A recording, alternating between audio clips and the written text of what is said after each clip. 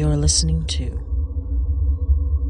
Hainai by Motsi Dapul. Episode 12 Pagbigti.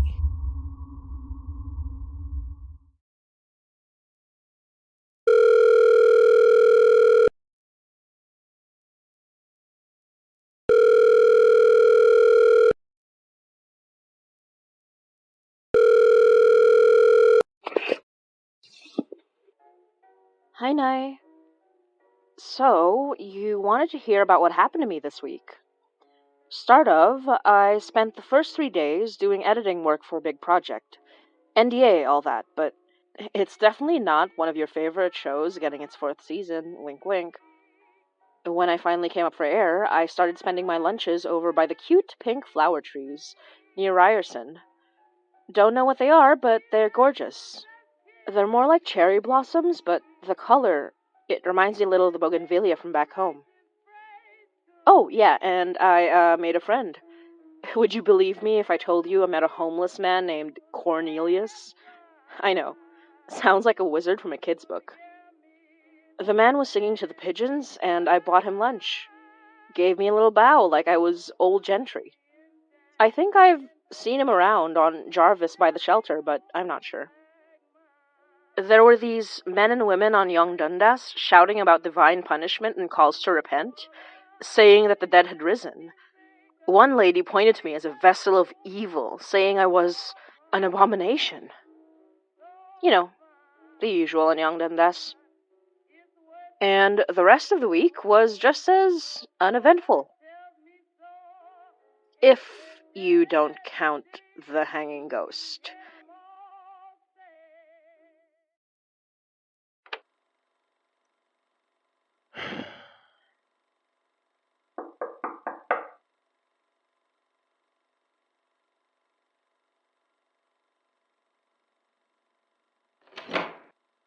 Oh, hey!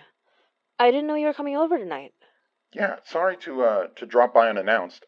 I literally just got a free hour. Thought I'd drop by. I haven't seen you in About a week. But at least it wasn't a month this time, right? Yeah, well, I didn't come for nothing.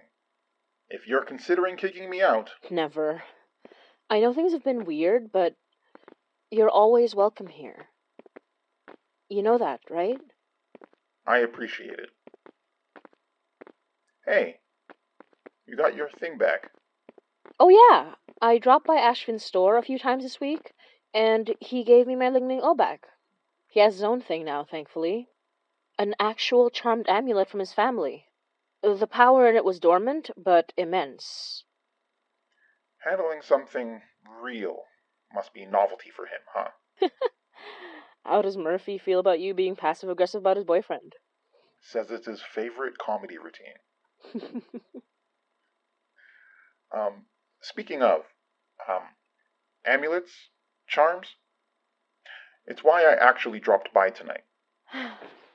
And here I thought you just missed me and my excellent coffee. Sure, well, that too. Here. My Nan gave this to me to keep. I borrowed hers last time, but this one's all mine. It's nothing too fancy, just... Good old JC. I take it your Nan's religious? as much as any old lady I grew up around. Yes. Is that... Does it work? I mean, I brought it over so you could, I don't know, do your thing, do some magic, however it works. Like the charms you gave us before. If that would help. It really will. More than you know. Thanks, Donner. Did you just... Here, I added a bit of my own magic to it. If you run into anything truly powerful, it'll be like you have my shield, my protection over you. But I may have to keep siphoning my power into it if we encounter another Langford, or worse. Still, it'll be like having a piece of me around. If it makes you any weaker... No, it's okay. I didn't have to do much, honestly. Your your Nan really loves you. I can tell. You know, my tatay, my father, he was pretty religious. He even went to seminary before meeting my nanay. You'd think there was a conflict of interest, but it's not uncommon for folk magic and Christianity to be mixed together, if only because the shared belief is so strong. My tatay believed with his whole heart that my nanay was doing good work, and that only made her magic stronger. Sounds like a good partnership. It really was. Donner, do you feel. I don't know. Since the fight with Langford, do you feel any different? I'd tell you if I did. Really? Yes, really. We trust each other, right? Yes. Very convincing. What about you? Sure there won't be any creepy supernatural consequences to that? The huge handprint on my arm from an angry ghost magician? Could have been, if he wasn't actually dead this time. But no, I just get to have this mark forever now. I'll just tell people it's a cool tattoo. You take the weirdest things in stride. And it's strangely comforting. So says the man who fights ghosts with a gun and a lot of gumption. I'm pretty sure all 5'11" of you is more comforting to me than 5 foot even of me is to you. I don't know if you'd win that bet. You know, for the longest time, we were seeing the aftermath of the most gruesome stuff and didn't know what it all meant. Something so horrific we couldn't disclose as much to the public, at risk of sending the entire province into a panic. We didn't have leads. Nothing made sense. Then you came along. Glad to be of service. Horrific is my area of expertise, after all. Ironically. What's that supposed to mean? Controversial opinion. But nothing about you strikes me as particularly horrific.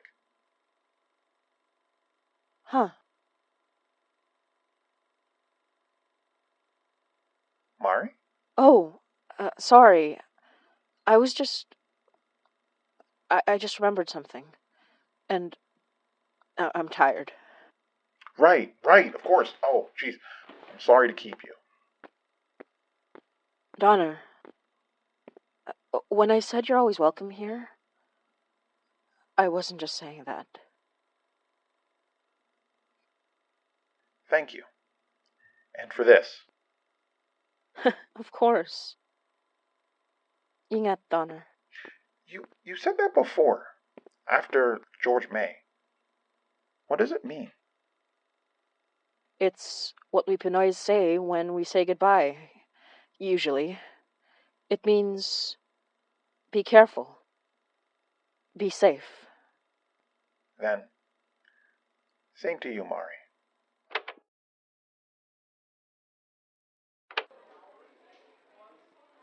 Two brunch specials, a sugar baby, and a black coffee, syrup on the side. Really?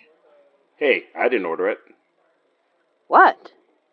I didn't make up the name, and it's literally just a sweet iced latte. And at least I'm not day drinking like these two. Don't shame us for being cool. So. Couldn't give it 2 minutes. I mean, we all came here for a reason, right? Mari? Not me. Not this time, anyway. Yeah. I don't know if you guys know about this, but I follow this podcast, DJ in the Dark. They cover a lot of weird anecdotal supernatural experiences, haunted places in Toronto, that kind of thing. I heard about them a little while back and decided to give it a listen, in case we missed something that people didn't want to report officially, you know? Let me guess.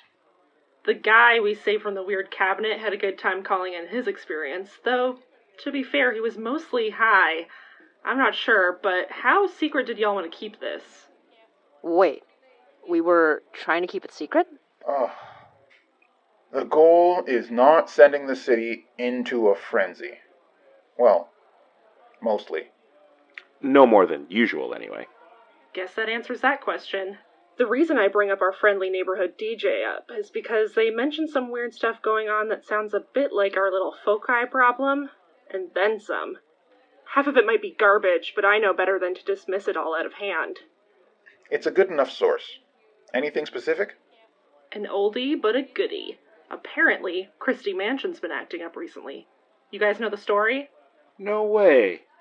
Please tell me it's the hanging ghost. The what? It's an old urban legend. Like the ones from U of T. There's an old story about the William Mellis Christie Mansion. Christie was a cookie tycoon. His son, Robert Jaffrey Christie, supposedly had a mistress living in a hidden room in the mansion he inherited from his father. Story goes, she eventually went mad and hung herself, and her ghost roams the hall to this day. These days, the place is part of a Jesuit college and is used as some sort of fancy function hall. I think we might be able to go after hours, but... Excusez-moi? Hmm? Apologies for interrupting. I just wanted to ask, where did you get that beautiful necklace? Oh, I like to collect vintage items, and I just got this one delivered from a Facebook market sale. If you want, I could give you the contact info. I see. This might sound, terribly rude, but if I wanted to buy it from you... Isn't that the necklace from... I'm sorry. This necklace got me through something important in my life. It's not for sale. I don't mean... No, I'm sorry. I don't mean to be rude. It's just that, well, it reminds me of someone very important to me. And she... Well, but it looks beautiful on you. Oh, thank you. Sorry again for interrupting. But if I may, I'm not just saying that. It suits you well. May I ask your name, if that's not too rude? Laura. My name is Laura. CJ. I hope to see you around more often, Laura. Around here, or if... Well, I'm often to be found at the Art Museum. That is the Art Gallery of Ontario. If that's something that ever interests you. I could even give you a tour. That sounds great. I'd love to drop by. Glad to hear it. Wonderful to meet you, Laura. I hope we run into each other soon. Shush you. Did that strike you as a little odd? That Laura's turning heads in a queer cafe on Church and Wellesley? Nope. That she recognized Laura's necklace, which you yourself said, and I quote, did some creepy ghost stuff, back during our first encounter with George May. Did none of you notice anything? Admittedly, I was too busy looking at the gorgeous woman way out of my league to notice if she wasn't human or whatever. Mari, did you? What? I'm not on all the time, you know. Unless it's something particularly offensive to my sensibilities, or just that strong, I'm not going to notice every single person's aura at all hours of the day. I live in the city. Can you imagine the nightmare that would be? Oh, fine. Sorry. Might just be a little paranoid. Just a little, huh?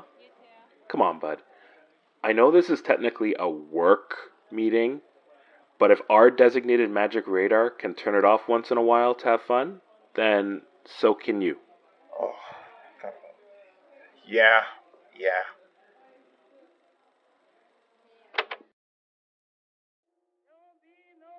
We drove over to Christie Mansion in Donner's car a little while later. Couldn't do anything from the outset, but we were able to do a bit of a walk around and get me close enough to sense if there was anything unusual going on. It's a creepy house.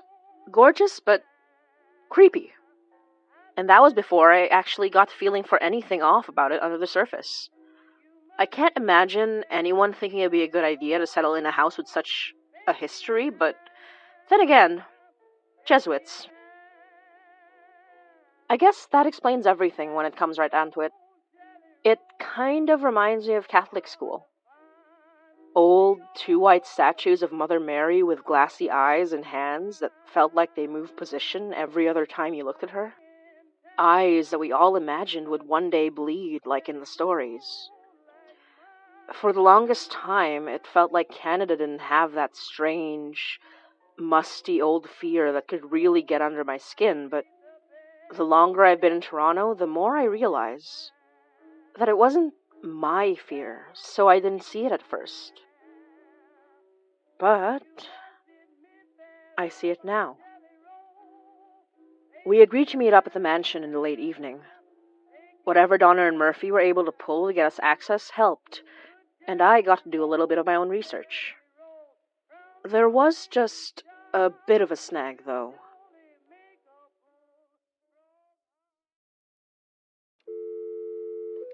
What do you mean you got caught up? Uh-oh. We got called in. They found someone up near Vital Path. Been dead a while, at least based on the initial report. Looks like it's related to our little problem with the foci, but it shouldn't be the kind we'll need magical backup on. Don't push our luck. We don't have that much between the two of us. Where are you two right now? Right outside the mansion. What do you think? Should we hold off? Mari? I don't know if we should wait another day, but it might be safer if we're all together. Are you sure you don't need backup? I don't think we'll have more than a few rich, paranoid celebrities watching from their high-tech security cameras to deal with. But we'll make sure to get in touch if there's anything. Just go home for now. I see how it is. The girls get to go home, and we get to spend the night with old roadkill. Forgetting the job yet? Every day.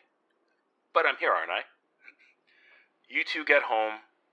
Lors, take a good drink in my honor. You got it, detectives. Guess tonight's not our night for a haunted house tour. Too bad. You don't have to sound so excited. There's definitely something up in that house, but I can't say for sure if it's a focus or the remnants of old ghost stories. Not unless I... Wait. Do you hear that? I'm not sure what you mean. The whistling. That song. The Benefactor's song, Billy Boy. I can't hear anything. Are you sure? I'm sure. Maybe it's the magic. Maybe only I can hear it because it's being blocked out somehow. Do you really want to go in there without backup? I can handle myself. I know. Hey. I'm sorry. I don't know what that was. I just think there's something going on, and I'd feel better if we didn't just leave it for another day. After last time, I don't think we should be going in alone. But maybe if we checked out the front hall? Do you think you can sense something from there? Yeah, I think that'd be a good idea. Thank you, Laura. I got you. When we entered the old mansion, it was strangely cold. It didn't feel like a good place, but I couldn't feel anything truly off about it, not from where we were standing. Still, to respect Laura's request, I sat up right there, within sprinting distance of the front door, and I laid out a bowl, filled it with water, and lit a candle. I couldn't hear the song anymore, but that didn't mean anything. Something about this place was making me antsy. I didn't mean to blow up at Laura. For all I knew, there was something we had to do before we headed out. I allowed myself to sense the breadth of the building, taking in its age, its structure, the mundane souls that came in and out of its halls, blanketing it in comfort to hide the oppressive wrongness hiding right below the surface. I thought I heard footsteps. I asked Laura the same question, again. Did you hear that? She wasn't hearing anything. I don't know why that worried me so much more than the possibility of another focus. Eventually, I made sense of a shape in the water from the dripped wax, cooled on its glassy surface. There's definitely a focus here, I'd said. Not yet active, so it's harder to track, but I know the general area. We can get it now before it does any harm. Laura was understandably reluctant, but she was quick to make up her mind. Whatever expression she saw on my face seemed to bolster the courage I knew she had.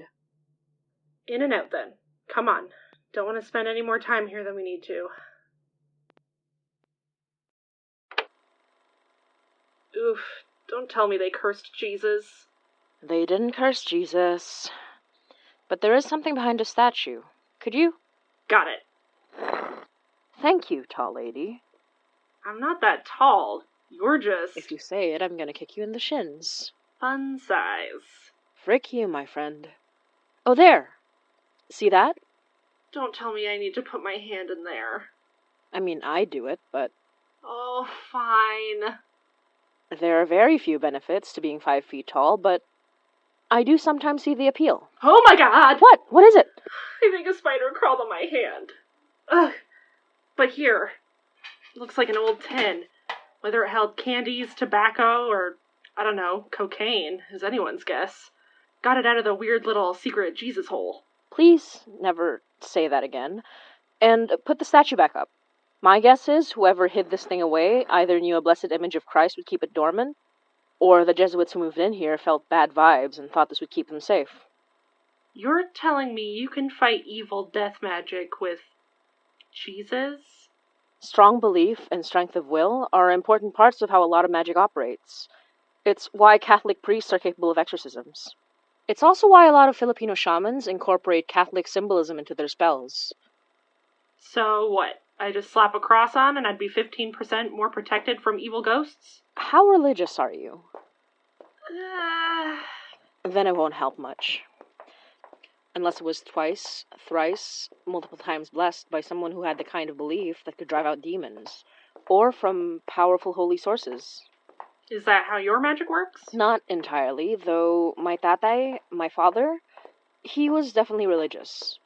It's how my nanay, mom, and subsequently I, learned about how it all works in relation to magic firsthand. Well, this was less stressful than I anticipated. Apart from sticking my hand in a weird hole. Bet it's not the first time, though. Well, I never, madam!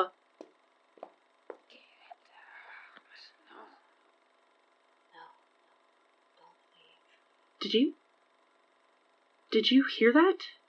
Okay, you don't have to make fun of me for the false alarms. Don't leave me alone. Get out now.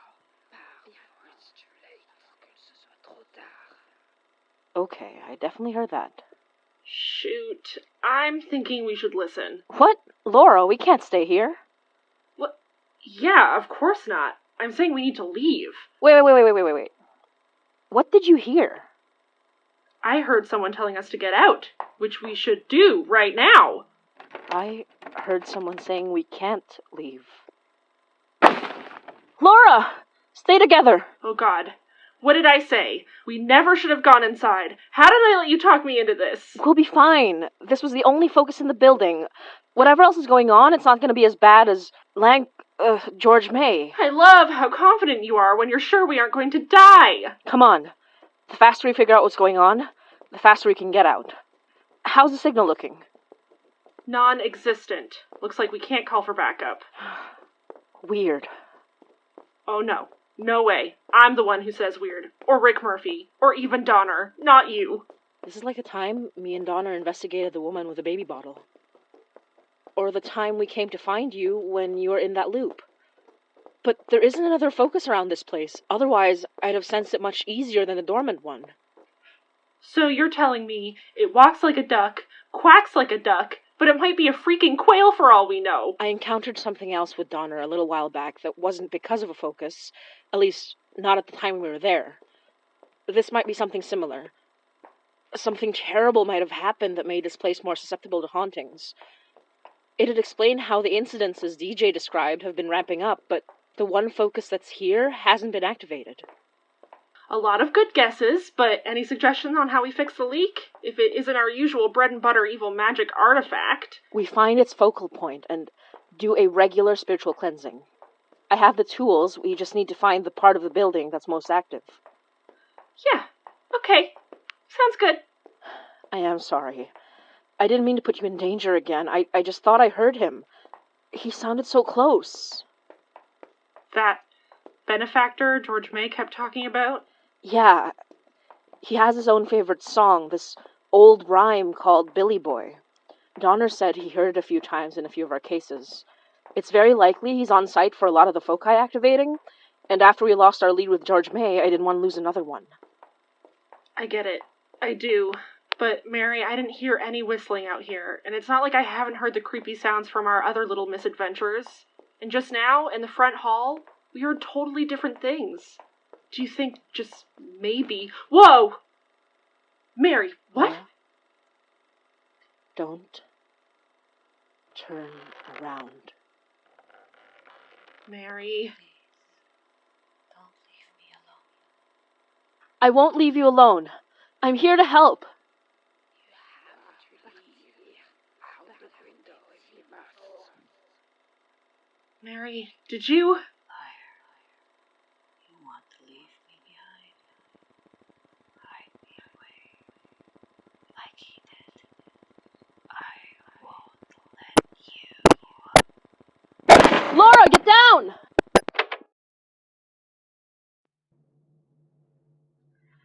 It was pitch black, and I tried to reach out for where Laura was, but I felt nothing.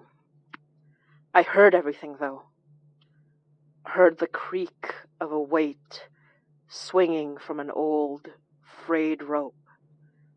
Come ever closer, so I backed up as quickly as I could. I dropped my phone somewhere in the ensuing chaos, so I lit a candle in hopes I could find my way.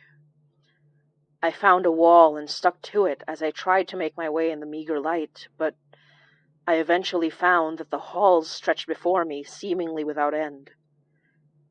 Though I eventually hit a cross-section, a darkened hall in 4 directions. At the very end of one, I saw her again. She was beautiful, once. When I first saw her, behind Laura's back, I saw that her face was bloated from suffocation. Eyes bulging, a blue and purple tinge to her gray skin, even in the darkness. Now, she hung lifeless, barely swinging in the stillness of the hall, facing away from me. It was as though someone had passed her by, moved her just enough to set her swinging and turning, ever slowly, towards where I stood with my wax candle flickering in the unnatural black. Then I saw it. Around her wrist, a clasped chain, almost stark against the muted colors of her dress and skin and hair. I couldn't feel it, but if I came closer... Then she saw me. Mary? Mary, where are you? Damn it. Her phone. Mary? God, what did that weird voice say? Get out of the windows if I have to? Oh, thank God. So I'm on the 2nd floor. Not that big of a jump, probably. I wonder how much trouble I get into if I bust through these windows. What the... Is that a... Who is that? I have to get out. No, damn it, I have to go find Mary. What if she's... Between the two of us, she can handle herself way better. And she's the one who insisted we come in here in the first place. This is her fault. Ugh! Some friend you are, Laura. Mary, where are you?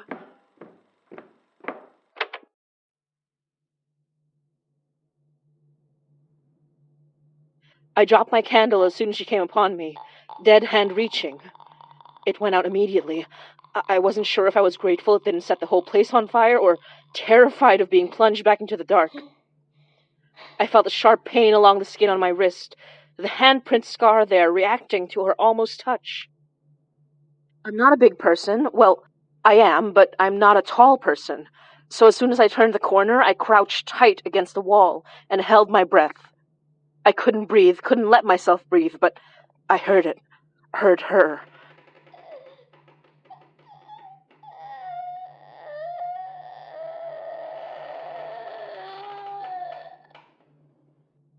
The creaking of the rope, the muttering of a soft, feminine voice ruined by death rattles.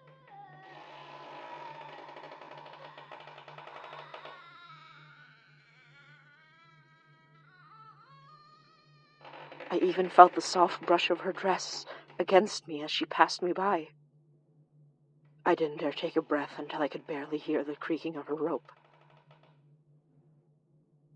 This was a manifestation, just like the ones at U of T. The axe-wielding ghost, the body from the tower. But the difference was, instead of an active focus somewhere in the general vicinity of their presences, this ghost had a focus on her wrist, like it had been put there purposely by someone who had that power. It was a taunt, a mockery. I couldn't stand it. So I had to follow her where she led, figure out how to get to the focus she wore and destroy it, when she herself existed in a way where I couldn't simply reach out and touch. And then... Laura!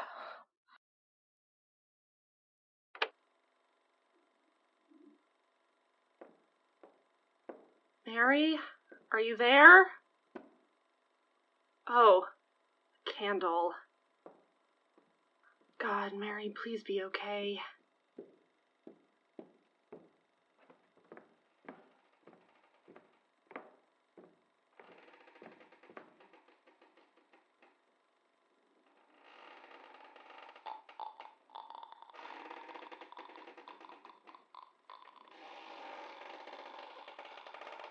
Oh no.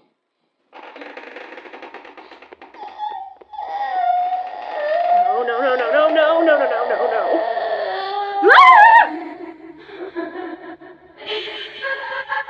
Astrid!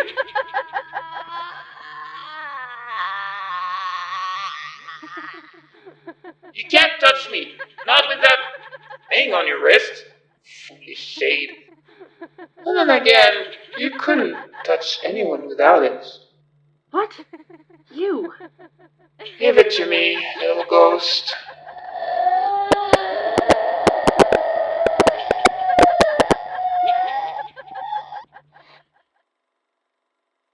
No matter where you hide, little ghost, I will find you.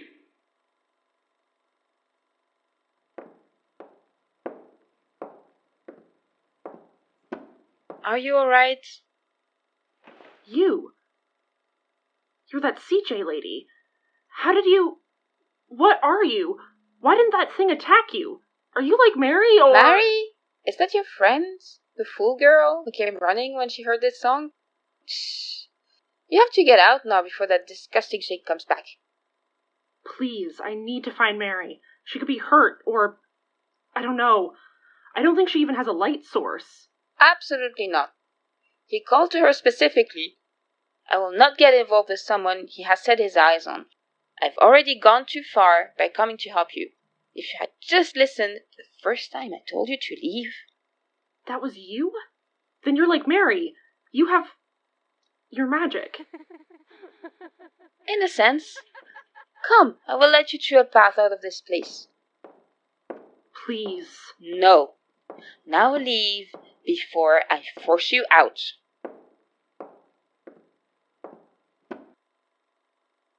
Thank you. I'm sorry. Hey, what are you... Merde. Wait!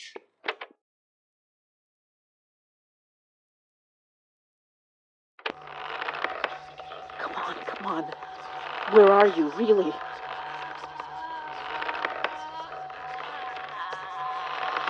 Damn it, I need more time. Where are you? Mary? Laura, no!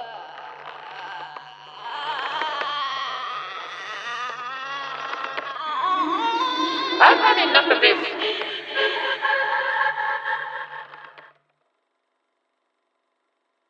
Is it gone? Did you kill it? I mean, Are you joking? She just sent it away somehow. Wait. So, you're a magician yourself.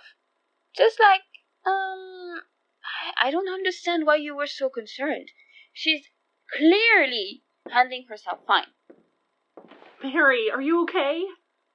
Who is she? Isn't she that woman from the cafe? She sure is. She saved me from the hanging ghost thing. She was the one I heard telling us to get out. I mean, I guess I was the only one who heard her? Laura, stay behind me. What? Why? Because that woman, she's one of them. One of George May, one of the benefactor. Her magic is rotten, and so is she.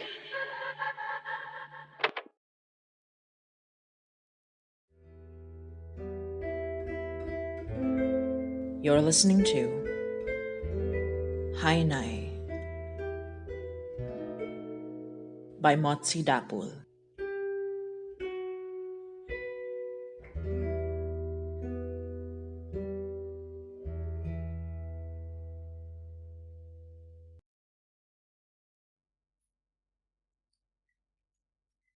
Hey everyone!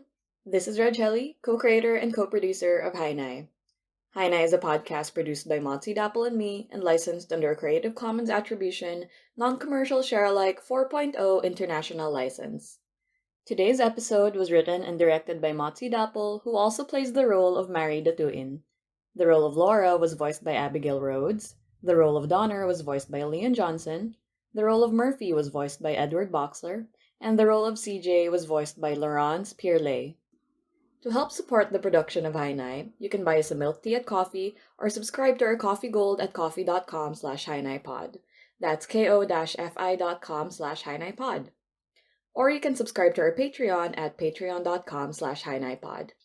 We've made some changes to our rewards tier with some more exciting new stuff, so definitely check those pages out. You can also check out official Hainai merchandise on our Redbubble store at redbubble.com/people/HainaiPod. Hainai is available on Podbean, YouTube, Spotify, and Apple Podcasts. You can find the links to these channels along with news and updates on our official blog, hainaipod.tumblr.com. If you get to listen, leave us a rating and review while you're at it. Also, don't forget to follow us on Twitter, Facebook, and Instagram at HainaiPod. Once again, thanks for all your support and thanks for listening.